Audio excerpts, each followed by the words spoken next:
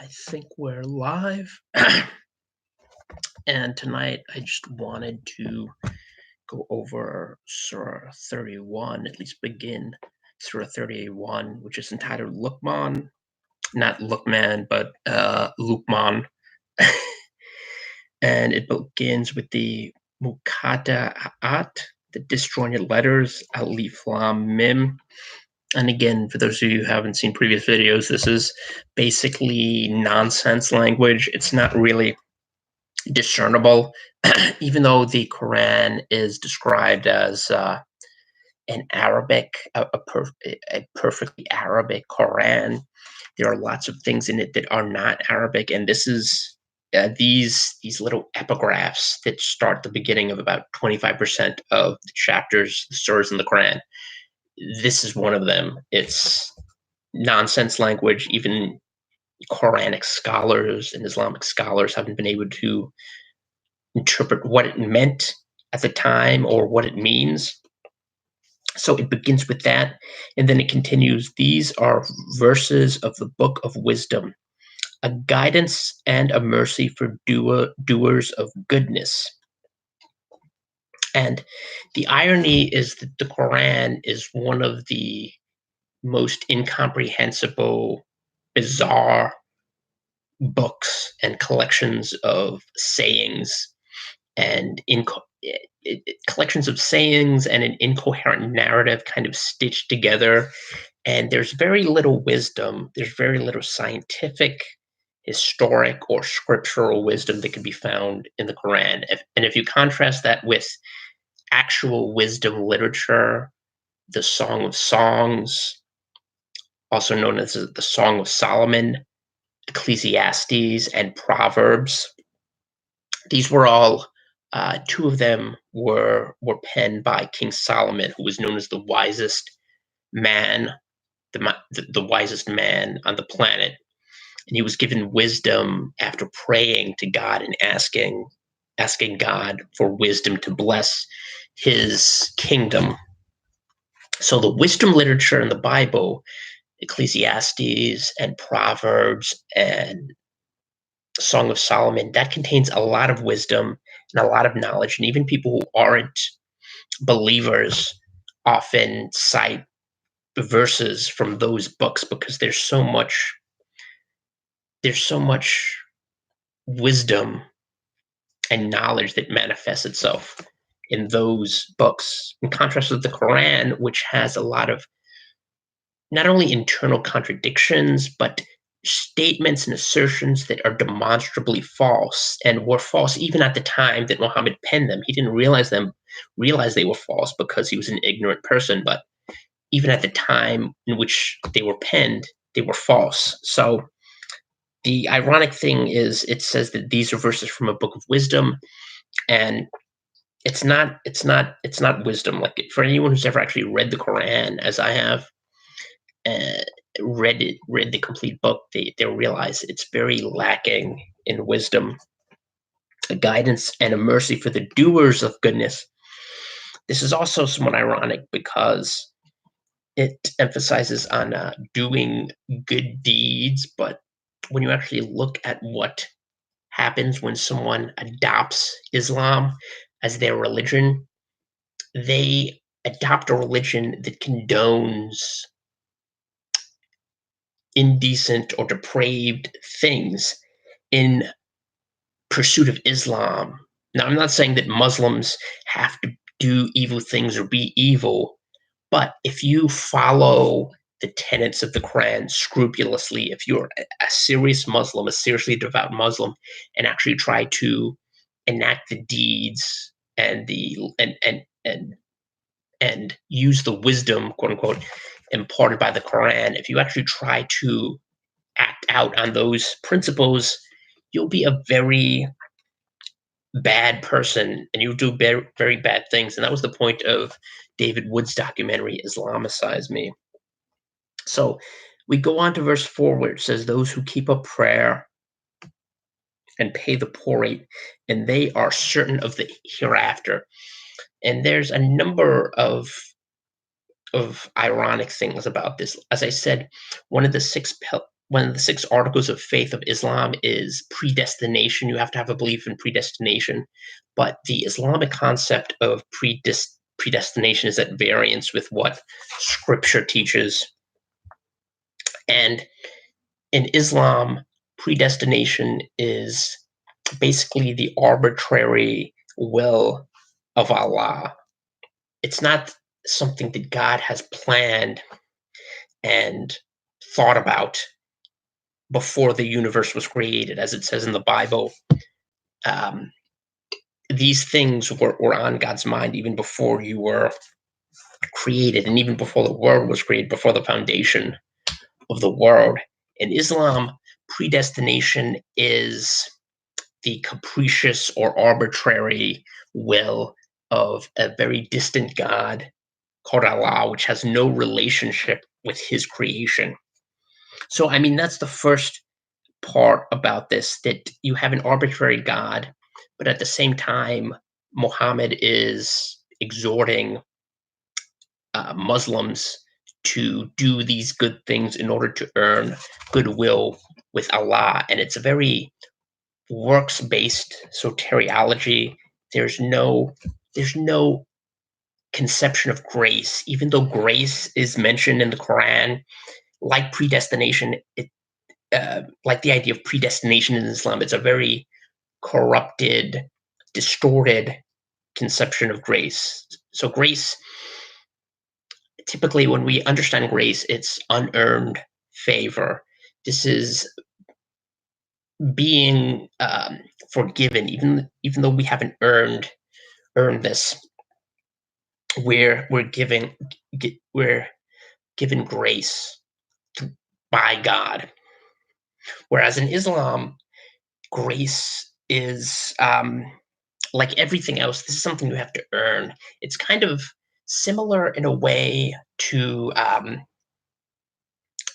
don't want to compare it to Sikhism, but in Sikhism also there's a concept of grace, and grace is sort of what cancels out karma. So it ends the idea of karma, incurring debts or through actions in this life, and but it's grace which is added to by good work. So in Sikhism, you have to do good things and um, and atone for your naturally bad inclinations. And I wouldn't compare it to Islam so much, because Islam actually condones things that are evil and turns them into good things. But the same concept of a grace that's bracketed by all of these little codicils of things you have to do. So it's not real grace. And it's interesting if you compare this verse with a verse from Second Timothy 2. I'll just turn to that in um, Second Timothy 2, and I'll begin at verse 11. It is a faithful saying, for if we be dead with him, we shall also live with him. And if we suffer, we shall also reign with him. And if we deny him, he also will deny us. If we believe not, yet he abideth faithful. He cannot deny himself. So God is, in contrast with the Quran, God is constant. There's no turning, there's no changing. He is constant. He's a rock, a solid rock, just like Jesus is described as a rock. There's nothing arbitrary or capricious about him, and he remains faithful even when we're not faithful. So that's why God will redeem Israel, and he returned Israel. He reestablished Israel, a dead nation and a dead language and a dead currency. He revived all of these things when people had written off the Jews and said they were going. And even now, you have supersessionists, people, it's also known as replacement theology, who think that God is done with the Jews, but God is not done with the Jews. He has a plan for them. So he's faithful to them, even though they rebelled and disobeyed him. And even now, in Israel, most of the people are trusting in their own merit, their own works. But eventually, God's going to um, redeem his sheep eventually, and that's one of the properties of God: the constancy and the unswerving fidelity. And it's in total contrast to Allah, who's an arbitrary, capricious, and constantly changing God who doesn't really have a personal relationship with his creation. So in verse 8, it says, "As for those who believe and do good, they shall surely have gardens of bliss." Again, it's a very works-based soteriology. Your salvation is dependent upon your works, and you're not really, even then, you're not really assured salvation. Only 10 of the prophet's companions and shaheeds, or martyrs, people who die, they're assured paradise, but that's it. Everyone else, every other Muslim, even if you do the five pillars of Islam and you subscribe to the 6 articles of faith and you do all of these good deeds, you're still not assured salvation. And in fact, it says that all Muslims will taste of hell. In the Quran, it says all Muslims will go to hell eventually, even those that will enter paradise. Just think of how horrifying that would be if you're a Muslim and you actually believe this. You're constantly being pressured to try to redeem yourself in the eyes of a God that's completely distant and hostile and ready to blot you out at any moment for any infraction. So in 10, it says, "He created the heavens without pillars, as you see them, and put mountains upon the earth, lest it might convulse with you. And he spread in it animals of every kind, and we sent down water from the cloud, then caused to grow therein vegetation of every noble kind." So again, this points out Muhammad's scientific illiteracy, the fact that he thinks mountains were put there to prevent earthquakes. Actually, uh, earthquakes are precipitated there. It's a release of energy within the lithosphere. So you have tectonic plates shifting and brushing up against each other, and these create mountains and volcanoes, and that literally causes earthquakes. So it's the opposite. It's the complete opposite of what Muhammad described, because he was not a scientist. He saw mountains and he said to himself, "Oh, these were put here to stop earthquakes." And no, it's the exact opposite. Like, these are the result of shifting tectonic plates. Uh, just like he says, the heavens without pillars. Like, Muhammad literally believed that the heavens were it's hard to describe. Basically, they were held up, as in a stage production. You go to a stage production, a theatrical production, and you see a set with clouds being propped up from behind. And that was Muhammad's view of cosmology. Like, that was Muhammad's view of the Earth and the Earth's atmosphere. It's just very bizarre, and it's an illustration that this is not really a divinely created work. The Quran is replete with scientific inaccuracies and all sorts of ignorance that could only have come from man, i.e., Muhammad. So in 16, it says, "O my son, surely it is the very weight of the grain of a mustard seed, even though it is in the heart of rock or high above, in the heaven or deep down in the earth, Allah will bring it to light. Surely Allah is knower of subtleties, aware." So here, Muhammad is basically compressing 2 separate parables into one: the parable of the sower and the parable of the mustard seed. So I'm just going to turn to Matthew and read Matthew 17 and read a little bit to, I'm sure most of you who are going to be watching this are familiar, but for in verse 17:20 it says, "And Jesus said unto them, Because of your unbelief, for verily I say unto you, if you have faith as a grain of mustard seed, ye shall say unto this mountain, Remove hence to yonder place, and it shall remove, and nothing shall be impossible unto you." So Jesus here is is um, is rebuking his disciples and explaining to them the how how faith works, because someone was brought to his disciples, and a woman brought her ill child, and they weren't able to heal him, and he was explaining to them why they weren't able to do this.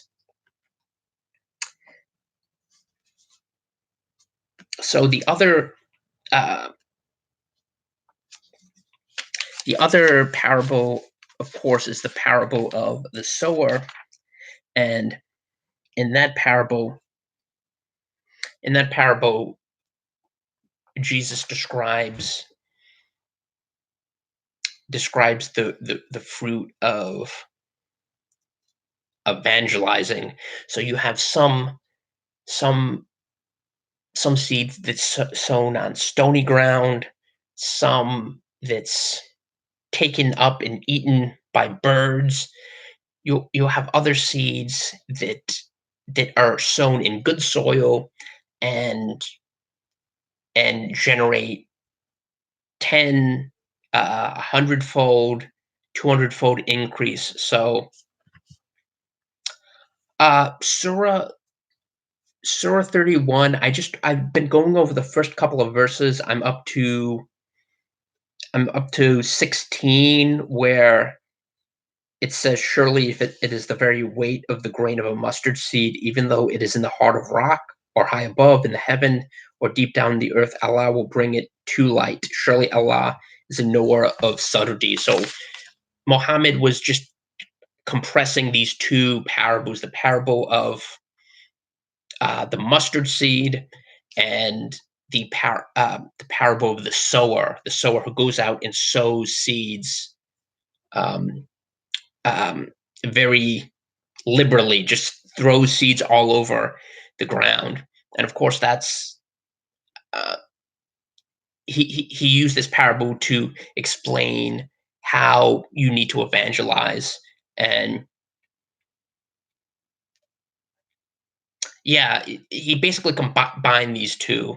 Like I said, the parable of the sower, of course, is like instruction that you need to go out and evangelize. You need to share the gospel with everyone, even if you know that most people will not be receptive.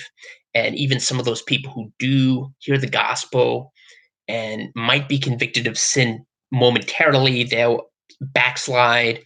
But there are other people that it will take root in. But Muhammad takes these two parables, which are very complex, express very complex ideas, and kind of just shoves them together in a nonsensical paragraph.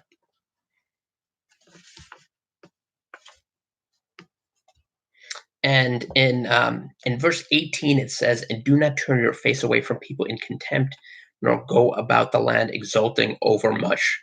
Surely, um, an example of the nonsense: "Oh, my son, establish prayer, and join what is not right, and forbid what is wrong." Yeah, it's almost like a tautology. It's very, um,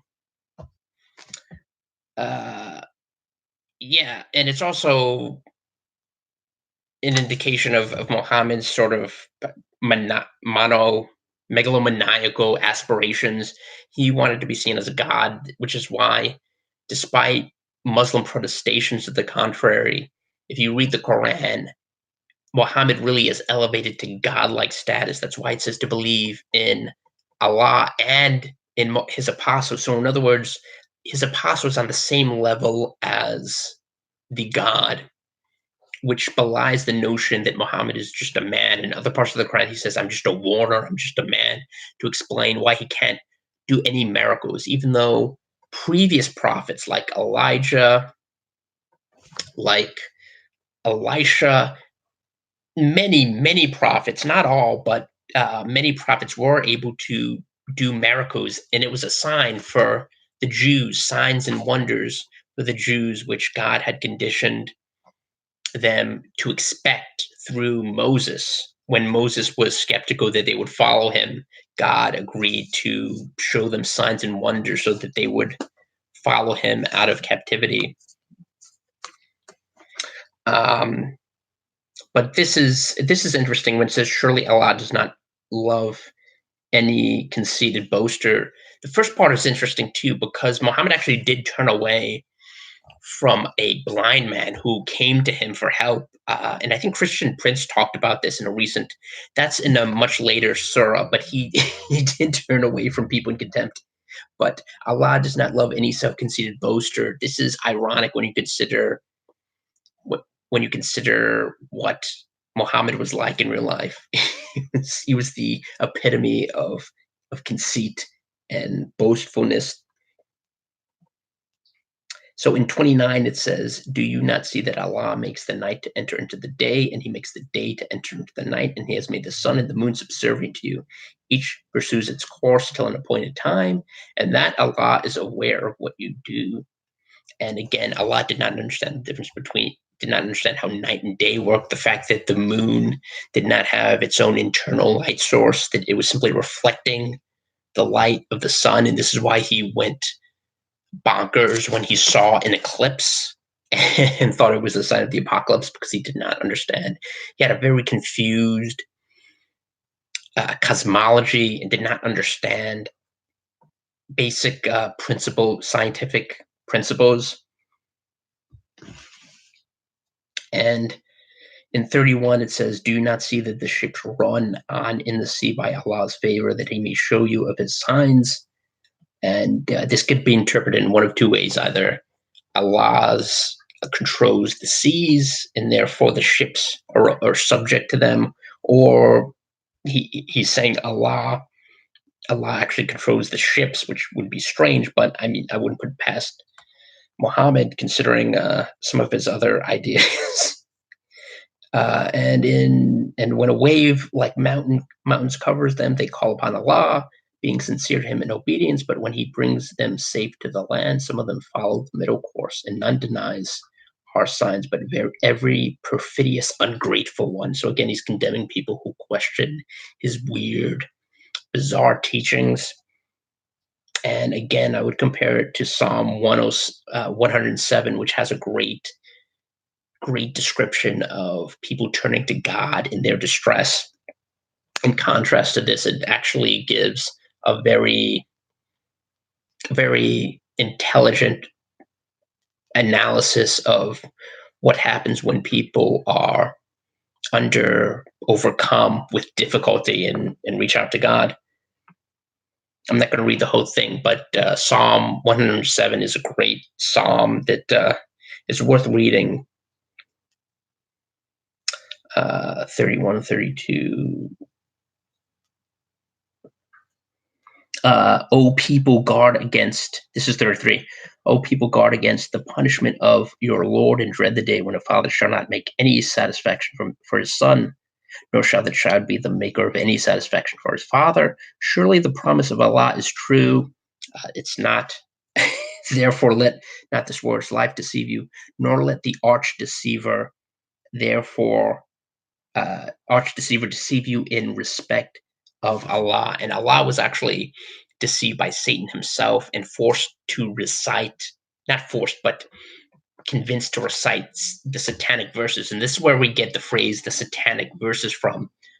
Most people know about the novel by Salman Rushdie, which precipitated a fatwa by Ayatollah Khomeini and the Islamic Republic of Iran. Their government issued a fatwa calling for his death.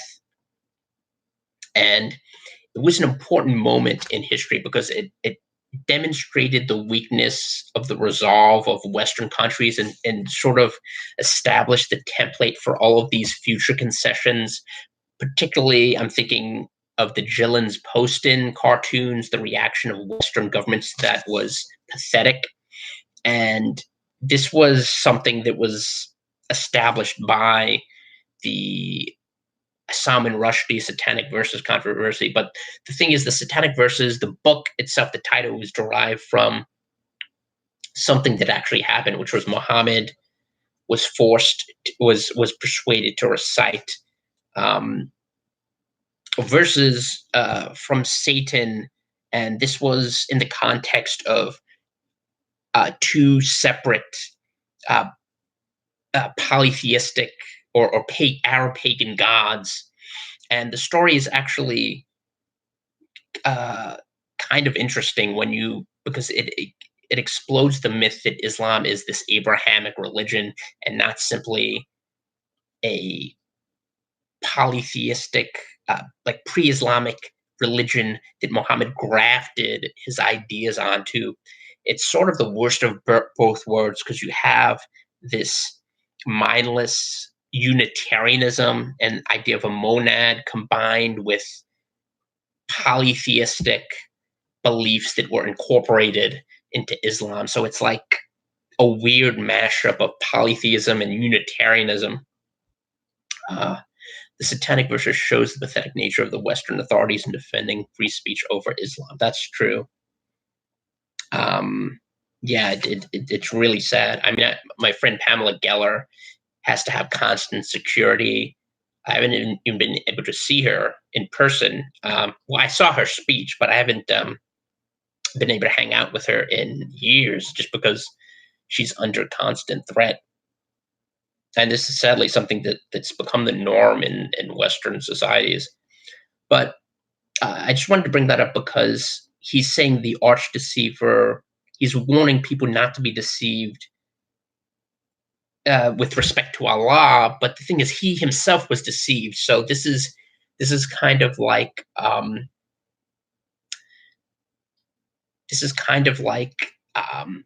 the admonition to the Pharisees. Do you tell people not to commit adultery, but you commit it yourself? Do you tell people not to steal, but rob temples? So this kind of indication, and there are a lot of parallels between the Pharisees, particularly the ones that conspired to kill Christ, the parts of the Sanhedrin that tried to kill him. There is a parallel between them and Muhammad in a lot of ways, not just this one, but in terms of the hypocrisy. Here's someone who was warning against being deceived, them being deceived by Satan, but himself was deceived by Satan. And now Muslims will try to say that that's not authentic, that it's made up. But for the first 200 years of Islam, the Satanic Verses were viewed as completely reliable, and they were not doubted. Even Ibn Taymiyyah, who is the father of Salafism, the very what some people call extreme, but I would call just like authentic Islam.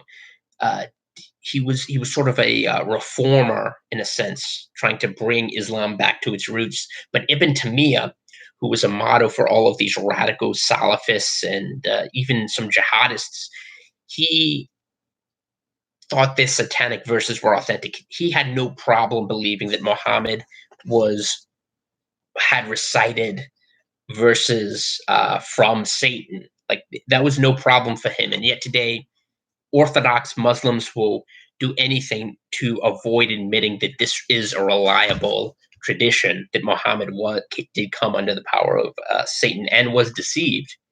So, I mean, I would ask Muslims to consider that as you think about these questions. How can you rely on someone who himself was deceived by Satan? I mean, contrast that with Jesus, who spent 40 days in the wilderness and resisted Satan until he eventually fled. Uh, it's not a very He's not a very reliable narrator. Andrew says it's literally insane that we have effectively implemented Sharia blasphemy laws in the West. That's true. It's sad, but it's true. Okay, so this is the last verse, and I'll wrap up with this.